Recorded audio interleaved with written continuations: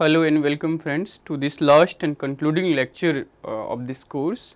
And in this lecture today we are going to revisit some of the themes and concepts that we have covered over the course of 29 lectures.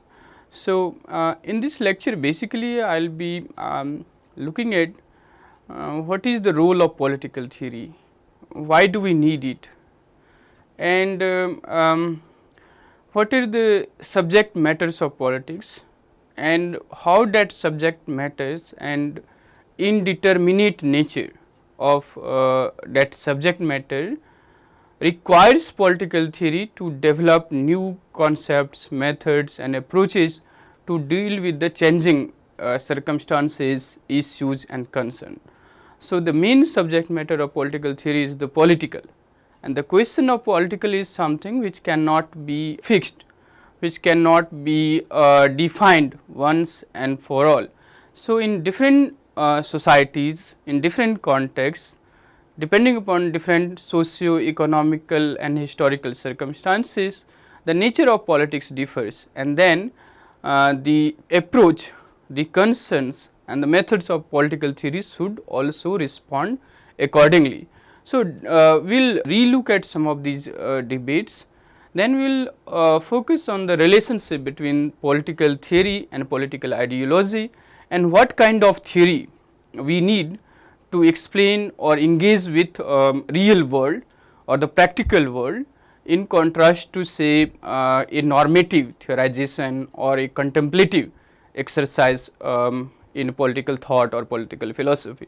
So, we will focus on that relationship between political theory and political ideology by looking at different kinds of political theory and how, in contrast to that, political ideology is something which deals with change in the power, aspire to acquire power, and it has a particular world view which may not be open, which may not be flexible. So, that point we will discuss, and then finally we will very briefly discuss some of the key concepts before we move on to discuss the possible new direction in political theory, and then we will conclude today's lecture. So, to begin with the task and why do we need political theory, the answer to that question is that it helps us understand, theorize, critique and resolve multiple normative as well as the practical challenges and predicaments of the political. So, the significance of political theory lies in the fact that it enables us, it gives us resources, tools, concepts and methods to understand what is political, that means what is going on in the social political realm, how it is going to affect our life, what is our role to change the course of politics in a given society. So, political theory provides us the tools and concepts to make sense of or to understand what is political.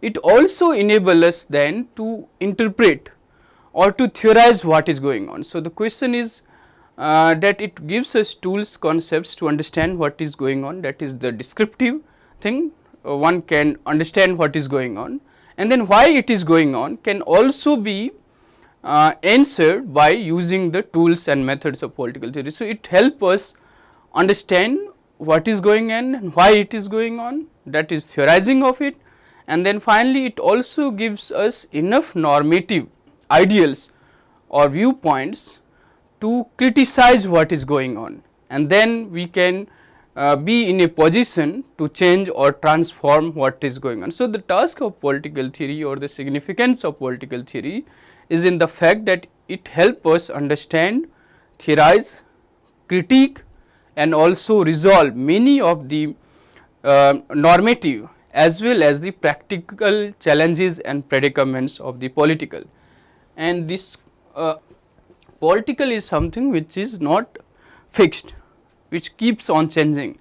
There are always new changes, new issues, new concerns in the political.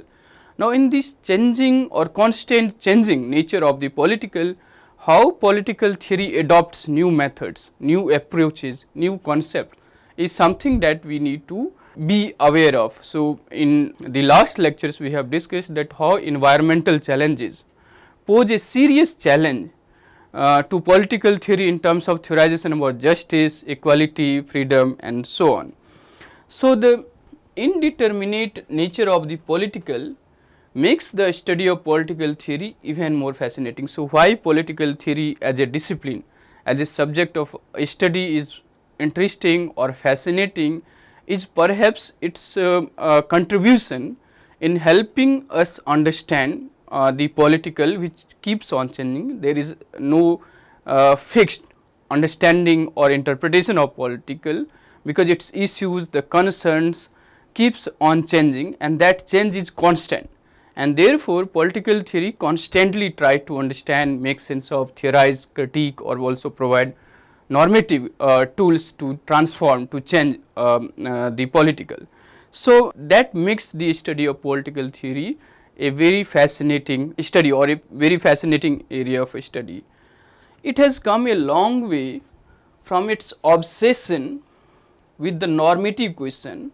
So, normative questions you I hope know by now deals with the question of the should be or ought to be. So, suppose normative theory will deals with the question that is by and large in the realm of ideal, what ought to be done, what should be the ideal society, what should be the ideal polity, what should be the ideal understanding of democracy, what should be the ideal justice and so on.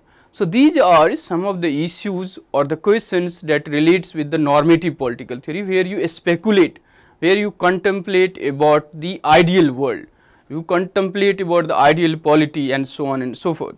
So, for a very long time political theory was obsessed with some of these normative questions and concerns, and therefore many scholars in fact began to question the very relevance of political theory as a discipline, because it deals with the question which is normative, which deals with the idea of what ought to be done or what should be done, rather than political or politics which is understood as a pragmatic science.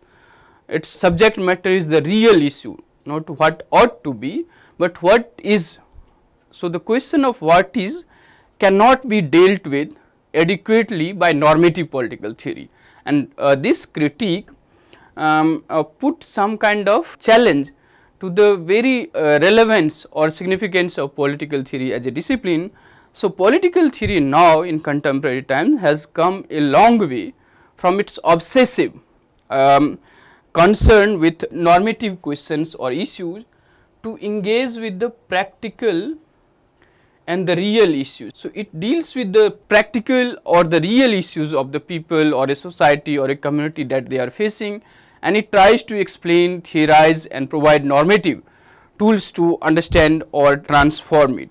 So, now political theory as a discipline no longer confined to the normative questions or normative concerns, but it actually tries to engage with many of the practical or the pragmatic questions of the real world, and then it helps us to explain and understand them. Now, what is the characteristic of political theory which is very different from, say, politics in India or politics in United States or politics in Great Britain? It is its distinctive feature that when it engages with the real pragmatic world, it is not limited to that. What makes political theory distinct from say Indian politics is its ability to engage with the real empirical pragmatic problem, but also transcend it and produce some generalized sense or theory that can be applicable to understand or explain and interpret other societies as well. So, that degree of generality in political theory, where it is no longer obsessed only with the normative concern, it engages with the practical empirical problem, but it is not limited to that. It also transcends that practical real empirical world to produce a degree of generalized statement which then can be used or applied to explain other societies and other community.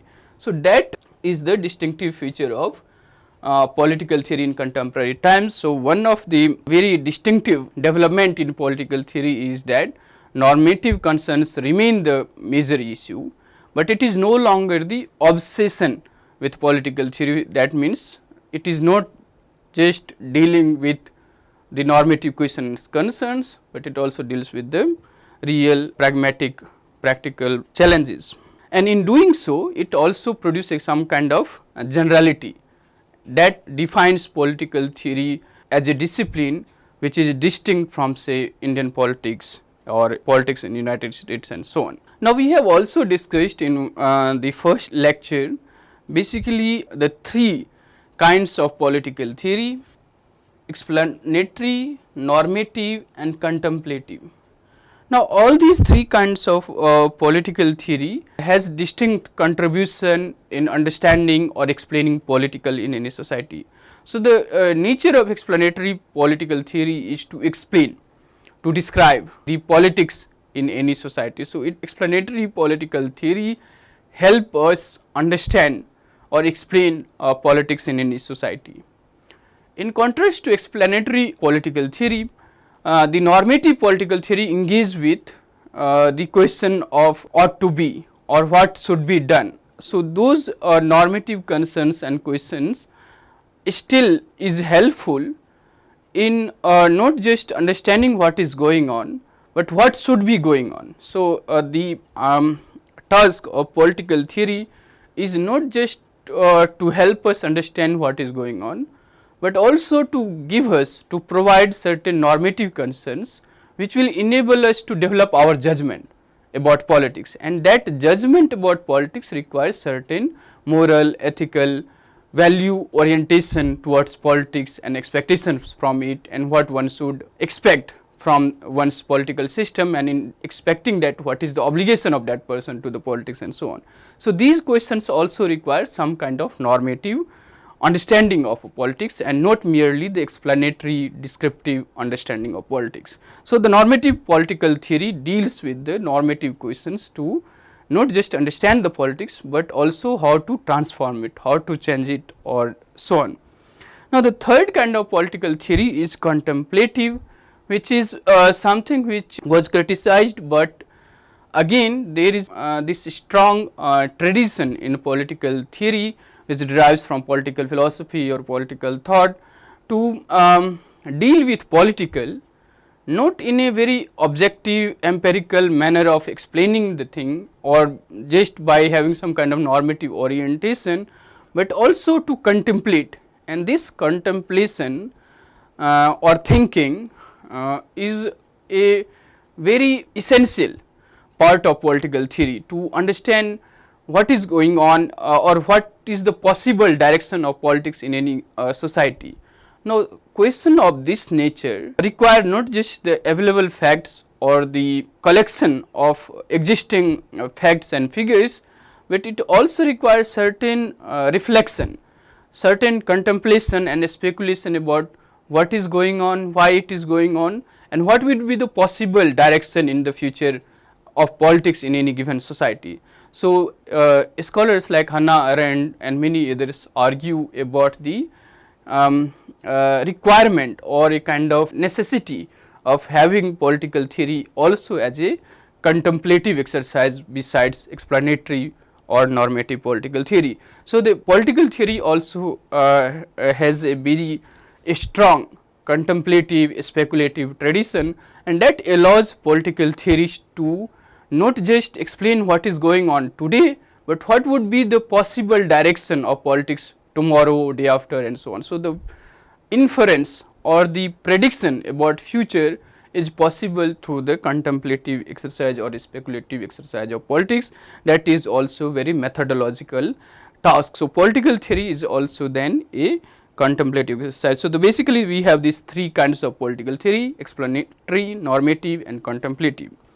Now, the another feature of political theory is that it is a rational exercise. So, the argumentation in political theory is done in a rational, logical, coherent manner. So, while explaining the society or while providing a critique to the politics in any society, the argument must follow certain logic, certain reason or rationality, and that distinguishes political theory say from political ideology, or those who are the political ideologues. They also explain the society, they also interpret the society, but they are guided by certain ideology that gives them a particular value orientation towards politics, society and so on. So, they also explain the society, politics and so on, but the political theory as a discipline tries to explain or theorize the politics in any society in a very rational, logical manner, and we will see how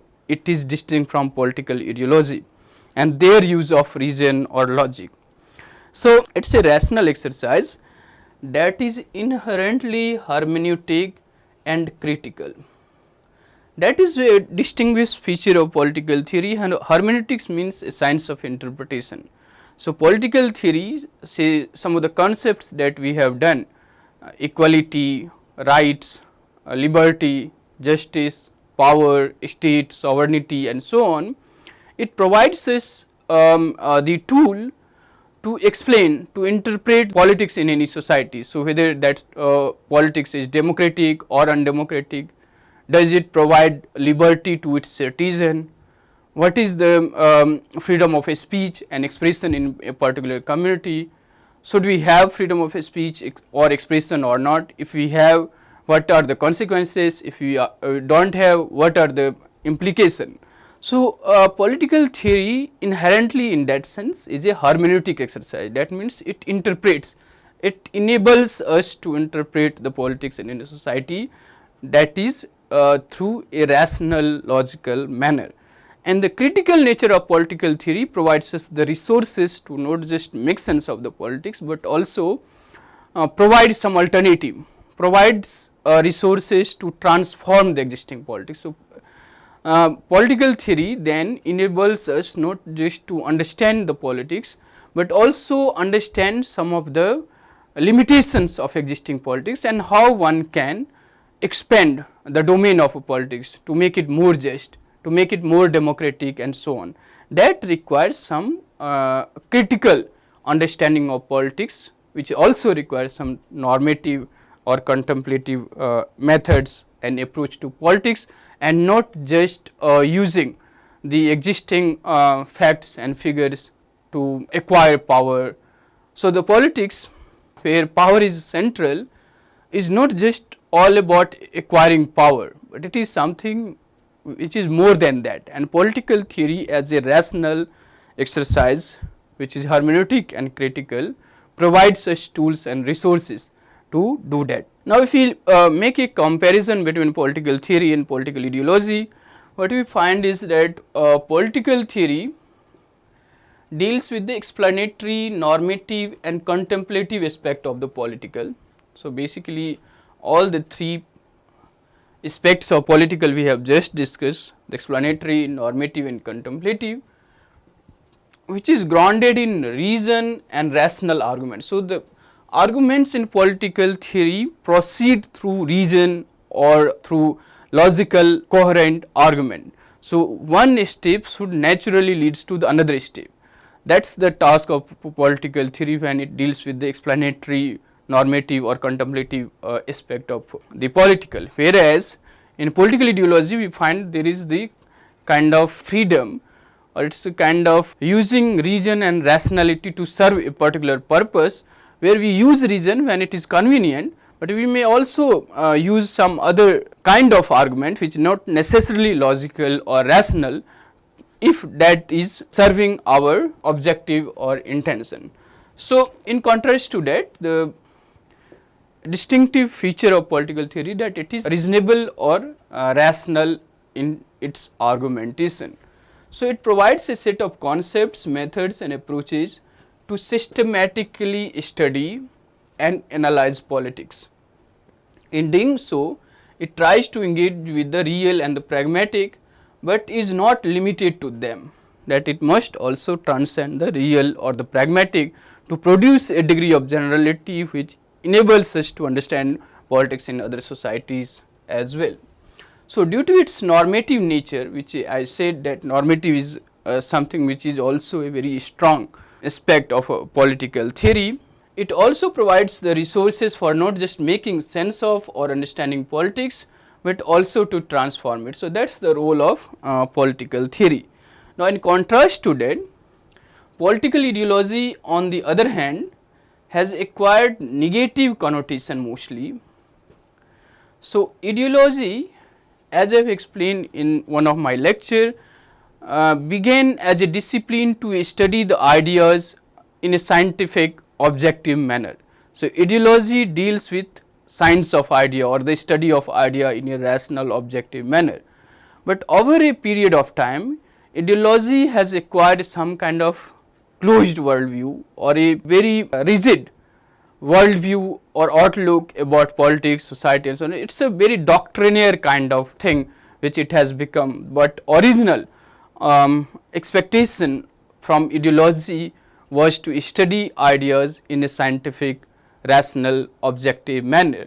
But over a period of time it has acquired negative connotation and seen as fixed, doctrinaire and closed worldview, with its emphasis on the political action and capturing state power. So, whatever be your ideology, the objective of that ideology is to first mobilize the masses according to particular worldview, and in the process of such mobilization, the aim of the mobilization or political action is to acquire state power.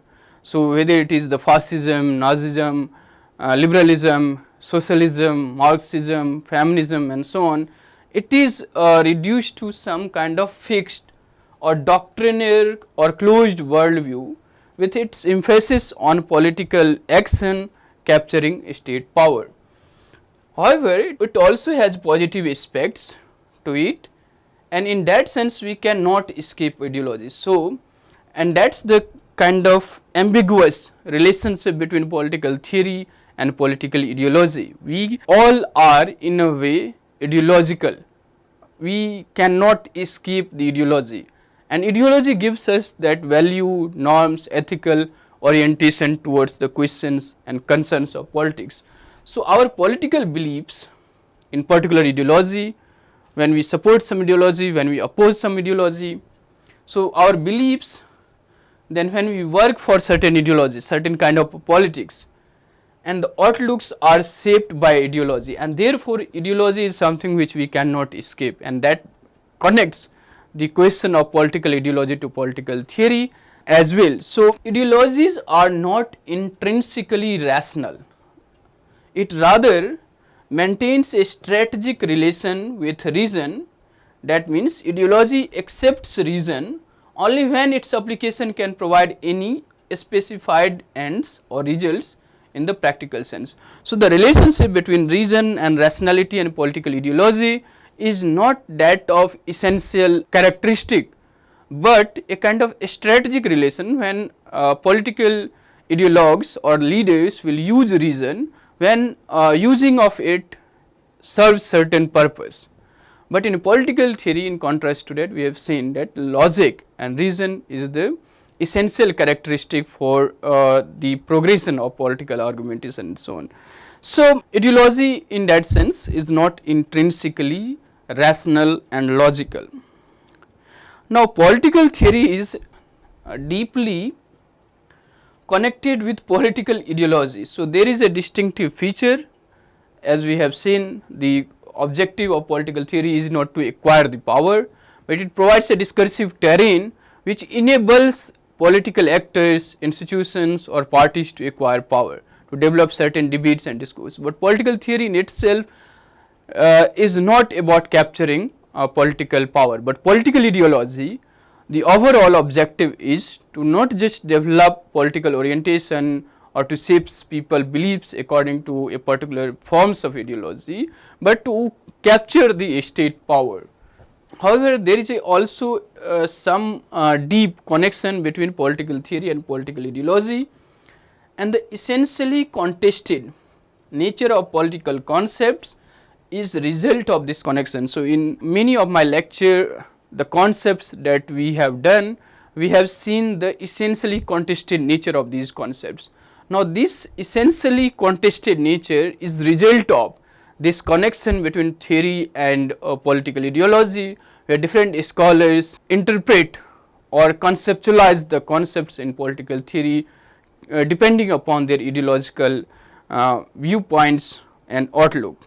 So, the major ideology that we have discussed in the lecture is the liberalism, Marxism, socialism, feminism, nationalism, post-structuralism, ecologism and environmentalism.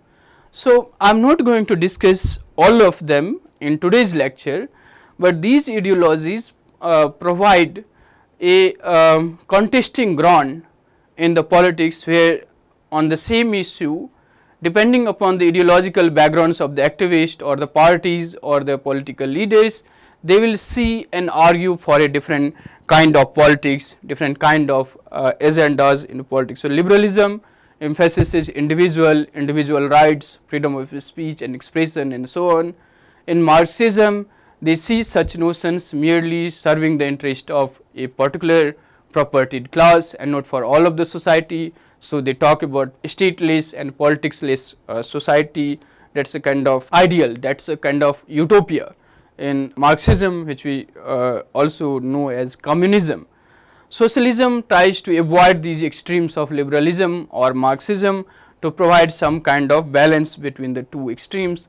Feminism talks about the exclusion or marginalization of women in the neutral discourse of state and its politics, and tries to interrogate many biased, even when the state and its politics claims to be neutral, it is actually biased towards the specific needs of half of the population, that is women, and it tries to question also the patriarchy, the family as an institution which perpetuates gender discrimination in the society, politics and ultimately in the state.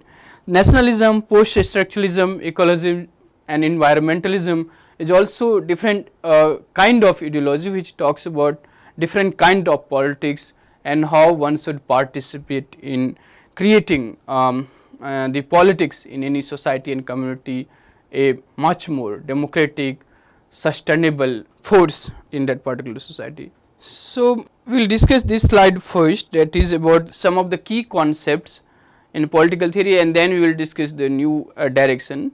So, defining features of key concepts in political theory is that they are essentially contested concepts, and there are a number of interpretation and conceptualization of a single or singular concept. So, we have seen how liberty, equality, justice, rights are conceptualized by different theorists in a different sense. So, some of the major concepts that we have discussed in this course is liberty, equality, rights and justice. These are regarded as the key concepts in political theory. So, you begin or you develop a sense of politics only when you understand these concepts properly, and its different conceptualization and interpretations enables you to understand the politics and also develop a normative or a value oriented judgment or interpretation of politics. So, these are the key concepts which is necessary to understand politics in any society, that is liberty, equality, rights and justice. To understand modern politics, state and society in any country, in any society, you need to understand how that society, how that politics allow or function according to these principles of liberty, equality, rights and justice. Then we have done power. That is the very much central issue in understanding politics. So, politics is also seen as a power game. It is about who gets what, when and how. That is the whole understanding of politics, which is seen merely as a power game where all the actors, parties tries to acquire power, and politics decides who get the power, when and how. That is determined by their participation, their manipulation or their involvement in the politics and society. So, power is very much central to the understanding of politics. However, we have seen both the negative or a kind of understanding of politics which is seen, understanding of power which is seen by many scholars as a kind of domination of one over the other, but we have also seen the positive aspects of power, where power also enables to create some newer forms of subjectivity, newer forms of identities, and it is not just about some kind of resources which is held by one against the other, but in Stephen Luke's particularly and also in Michel Foucault, we have seen how power circulates in the society, and everyone or his or her identity, behavior, opinion and values are shaped by that power structure. So, in Stephen Luke's we have seen the three dimensional views of power, starting from the top level where there is a two groups contesting for power and one group prevails over the other. So, that is the most explicit exercise of power where we see one win over the other. Then the second level of power is a domain where certain issues and agendas are kept outside the domain of politics and outside the domain of debates and discussion about politics. So, power works here in a less visible manner where some issues and agendas are kept out of discussion of politics. Now, power at the third level where power is most effective, but it works through different networks where the consent of the ruled is acquired by the ruler, but there is no direct visible or explicit exercise of power. It works through a kind of invisible networks of power structure which shapes the opinion of the people, but it does so in a most invisible manner, and power in this third level is more effective. In Gramsci we have seen power as hegemony, how power is acquired, which is not just through coercive manners, but through also ideological and cultural resources. And Foucault and governmentality, knowledge and power, we have seen how power is something which is constantly flowing in the system, and it is not held by one over the other, but they are the effects of power. When we see one person exercising power over others, see the relationship between doctor or the patient, teacher or the student and so on. So, we have discussed this notion of power through different understandings. So, other such discussion was Talcott Parsons, who equates power with money. So, power in a political system operates like money operates in the economic system and so on. So, we have discussed in a detailed manner a different conceptualization of power which is very central to understand politics in any society. Then we have discussed the concept of state and sovereignty, democracy and citizenship, that is key to understanding modern political organization and system. So, the understanding of political system or political organization require some understanding of state and sovereignty, what is democracy and citizenship, and these two concepts, the modern state and sovereignty, we have seen that sovereignty is the sovereign authority or the supreme authority within a given territory, and that defines modern state. In a sense, modern state in a given territory monopolize the violence, and that monopoly of violence is legitimate form of violence that comes out of the sovereign understanding of the sovereignty. So, we have discussed it in details, different conceptualization of state and sovereignty. Democracy is something which in modern times, in modern political discourse, becomes a kind of legitimizing idea. So, even non-democratic and outright undemocratic authoritarian regimes also use the name of democracy to legitimize their undemocratic authoritarian rule. And citizenship is finally about the relationship between the citizen and the state, which is defined by T.H. Marshall, one of the authoritative understanding of citizenship in modern political theory is the free and equal membership to a political community. But then we have also seen the multiculturalist and the communitarian, the feminist conceptualization of citizenship, which tries to extend this notion, and particularly the environmental notion of citizenship is further extended the rights to the non-humans to make new values or green values and to develop new kind of subjectivity which will lead to creation of new values, new forms of political organization and so on. So, these are some of the concepts which one needs to understand modern political organization and systems in different countries. Then political theory and environmental ethics is some new development in political theory which challenges many premises of liberalism or modern political theory, and it requires political theory to revisit some of its notions such as liberty, equality, justice and development, role of state and individual in making the environment a central issue in the political discourse and so on. So, that we have seen while we discussed political theory and environmental ethics. Now, what are the new directions in political theory? So, as politics is an ever changing phenomena, so is political theory. So, the concerns, issues of political theory also change depending upon the changing nature of politics. So, as I have said, from the obsession with the normative questions and concerns to engage with the practical question, and then also include normative and contemplative aspect to it, is something which political theory constantly does. So, as politics or politics as ever changing phenomena, so is political theory, which tries to systematically study and analyze it.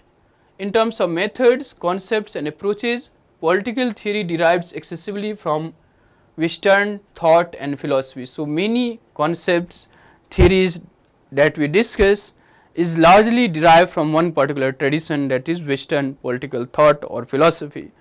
But there is a shift now to engage with non-Western traditions of political thinking, including Indian, Chinese and global South, to make political theory truly a global discipline, or a political thought is also seen where for a very long time there is a kind of excessive reliance on a particular tradition of thought and thinking to make political thought and theory a truly global discipline. So is with political theory, where we now see a shift away from the excessive reliance on Western political thought to engage with political theory and thinking in global South, including Indian, Chinese, African and post-colonial and so on. So, there is a shift not to engage with non-Western tradition of political thinking and to develop a dialogue with them to make political theory a global discipline. So, the concerns of political theory are also accommodative of new changes and developments. So, first, humans are no longer the only exclusive concerns for political theory. So, no longer we have human being as the center of political explanation or political discourse. Increasingly, particularly after the environmental crisis or debates on climate change, which requires different notions of justice, understanding of rights, which is not just about individual rights or human beings' rights, but also non-human or even rights of mountains, rivers and so on. And in many modern democracy tries to extend the rights also to the non-humans, such as animal rights or say rights of the mountains, rights of ecology or ecosystem or rivers and so on. So, they now have to increasingly take into account non-human factors such as animal rights, climate, environment and so on. So, the focus of political theory is not exclusively human, but it also includes many non-human factors such as animal rights, climate and environment as well. So, further on, developments in genetic studies can potentially alter the major premises of concepts like equality, liberty and justice. So, genetic studies or technological development which leads to some contestation over this normative concern of equality, justice, freedom and so on. Similarly, there is no definite answer to the question of liberty or justice. It's need to be explained contextually and historically as well. So, the political theory no longer claims to be abstract or being abstract universal, but it has to be contextual and historical. So, in many modern political theorization, you see a deeper or a critical engagement with the contextual issue and explain it in historically. So, it is no longer a kind of abstract discipline, but it is very much contextual and historical. So, it tries to explain or theorize concepts such as liberty, freedom, equality in a contextual and historical manner, and not in an apolitical or a contextual manner in the abstract sense. It is true that political theory overlaps with political philosophy, ideology and political thought, and that is a kind of ambiguity between the domain of political theory and such domains like political ideology or political philosophy and even political thought. However, a degree of generality, normative concerns, question of state and political power, individual and community remain some of the major concerns of political theory. So, political theory basically deals with the idea of providing certain systemic tools, methods and approaches to understand, explain politics, how to understand state, political power, individual, community, their relationship with the state and power and so on, that remain central themes in political theory. Unlike political ideology, it does not aspire to capture the state power, but it does allow the resources and discursive terrain to not only make sense of the political, but also to transform it. So, political theory in itself do not aspire to capture state power and things like that, but it does provide the concepts, the ideas, the discursive terrain where you develop new sensibilities, new set of values which leads to transformation and change in the political structure in the society. So, if you remember major events in modern times, say French Revolution or US Revolution, has that discursive terrain where new values, new set of concepts enables the political actors to not just understand the existing political structure, but also to transform it. Similarly, in Indian national movement, the political discourse had certain concepts, certain ideas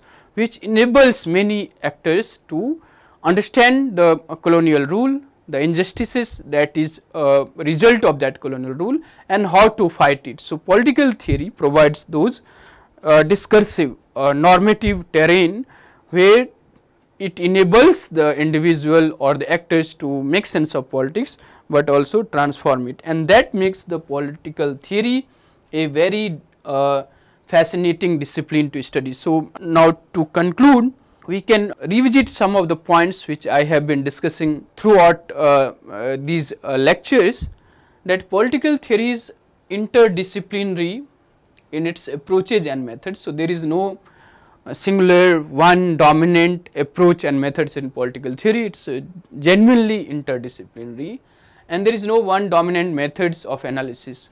Issues and concerns of political theory is both normative and explanatory. So, it just cannot be explanatory and descriptive, but it must also have normative, contemplative aspect to it.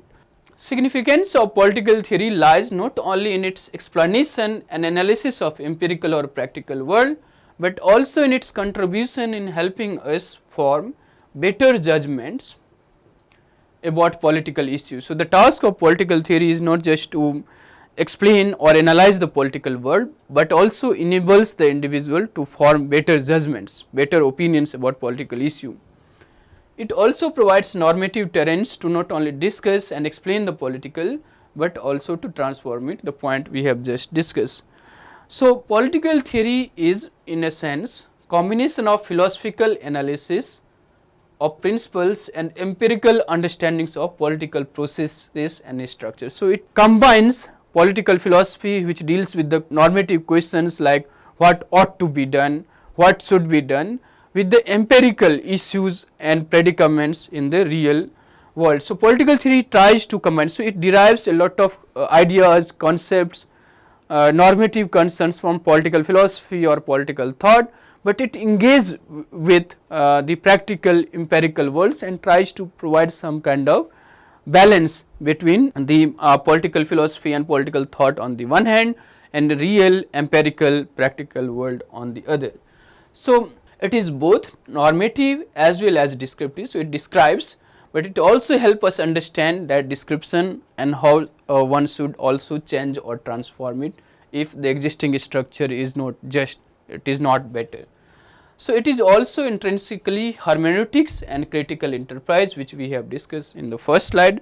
So, the world of political is indeterminate, complex and layered. So, the understanding of politics is not just a simple task, but it is very complex, deeply contested. So, as I said that many of the concepts, understanding or interpretation of politics, political issues or concepts are inherently contested, and that inherently contested nature of politics makes the understanding of politics in any society a very rigorous exercise, because of the complexities and also the layered understanding or explanation of the political. Political theory help us to understand that diverse or contested nature of politics, and then accordingly form opinion and participate in it if one is so interested. So, it is partly cooperative and partly conflictual, that is the nature of politics. Political theory help us understand and explain it. So, that is the basic task of political theory, to understand this indeterminate, complex and layered nature of politics, which is partly cooperative, but also partly conflictual, and how to make sense of that. Political theory help us in doing that. So, concepts and terms in political theory are essentially contested, the point we have been discussing over these lectures. So, political theory explains us how a concept is related to and different from other concepts. So, for example, the relationship between equality and liberty, whether it is the conflictual or it can be mutually combined. So, is the question of justice. So, liberty, equality and justice, they all are interrelated or they are different from each other. So, political theory in a sense help us understand these concepts, the essentially contested nature of these concepts, but also we can develop a judgment or understanding about the inner connections of these concepts, and that ultimately help us to understand the conflictual and also the cooperative nature of politics, which is very complex and layered. So, the role of political theory is to help us understand and explain these natures of the political and how also to transform it. So, that is all in today's lecture, and I hope you must have enjoyed this course. Do write to us about your comments and give your feedback. We will be happy to respond to it and also use it to improve this course further. So, thank you all. Thanks for being with us, listening to us. Thank you all.